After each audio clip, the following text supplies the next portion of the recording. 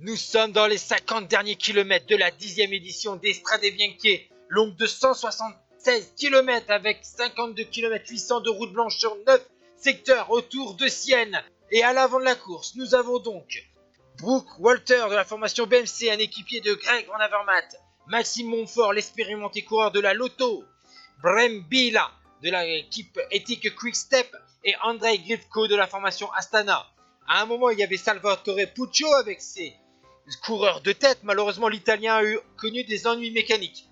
Derrière, son équipier Nordog a tenté de revenir, mais en chasse-patate, il n'est jamais revenu sur le quatuor de tête qui compte une trentaine de secondes d'avance sur un peloton amaigri qui va absorber donc Nordog, le Norvégien de la Sky. On voit donc deux équipes qui vont mener la poursuite derrière les 4 hommes de tête. D'abord, il y a l'équipe Movistar de Alejandro Valverde, troisième de l'édition 2015. La formation Astana, elle, reste en seconde place puisque devant elle a Grivko à l'avant de la course. Donc, et ensuite, c'est la formation Sky de Kwiatkowski, vainqueur en 2014, qui va emmener la chasse derrière les 4 hommes de tête que vous voyez là. Nous allons attaquer le secteur de route blanche suivant, Monteparti, avec 800 mètres à 10%. Et vous allez voir que devant, on va accélérer l'allure de la part de Gianluca Brembila, l'italien de la Quick Step, Ethics Quick Step à l'époque. Équipier du tenant du titre, Stibar, 10e du Tour de Lombardie la saison passée. Il va faire une année 2016 incroyable avec notamment 2 victoires d'étape sur les grands tours, une sur le Giro avec des jours en maillot rose et une sur la Vuelta. Brembila va se détacher de ce groupe de tête et avoir une dizaine de secondes d'avance sur un peloton emmené maintenant par l'équipe BMC de Greg Van Avermaet, le Belge, deuxième la saison passée et troisième également du Ronde et de Paris-Roubaix.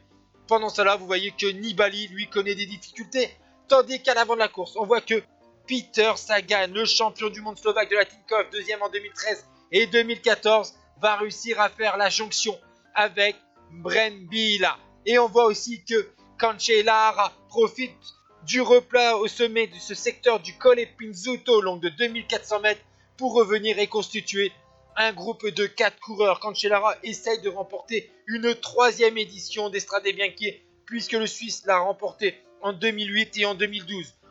D'ailleurs, Cancellara dispute en cette année 2016 sa dernière année chez les professionnels, lui qui a remporté déjà 3 Paris-Roubaix, 3 rondes, le Milan-San Remo 2008, 3 fois le Grand Prix E3 ou encore 4 triples de champion du monde du contre-la-montre et un titre olympique, sachant qu'en 2016, il y a encore les Jeux Olympiques pour essayer de glaner un deuxième titre et une deuxième médaille d'or. Derrière, on voit que Kwiatkowski, Nibali, Greg Van Avermaet, bon, Petrova Koch, lui, c'est un équipier de Stibar et de Brembila.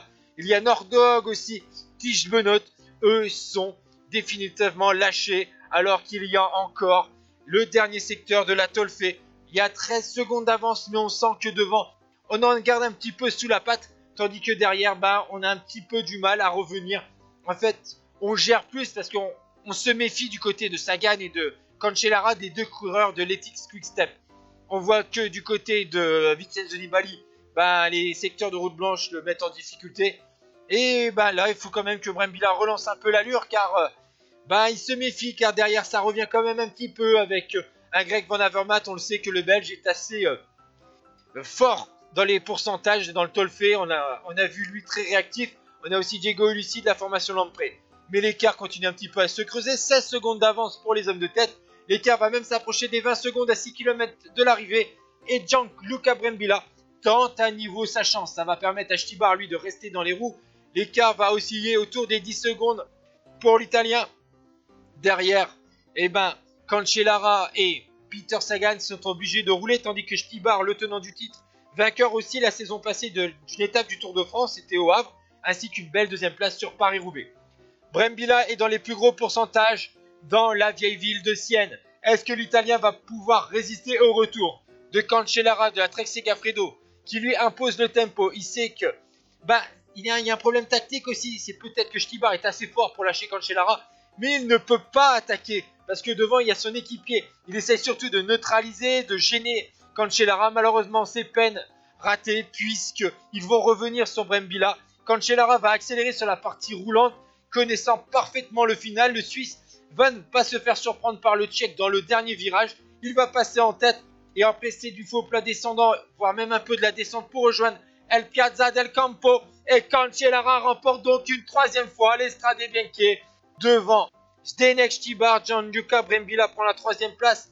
Peter Sagan, le champion du monde, qui remportera enfin un monument cette saison, finit quatrième. La cinquième place est pour le champion de République tchèque, Petr Vakoč. La formation Etixx a été battue par Fabian Cancellara. Ciao tout le monde et merci d'avoir suivi ce résumé.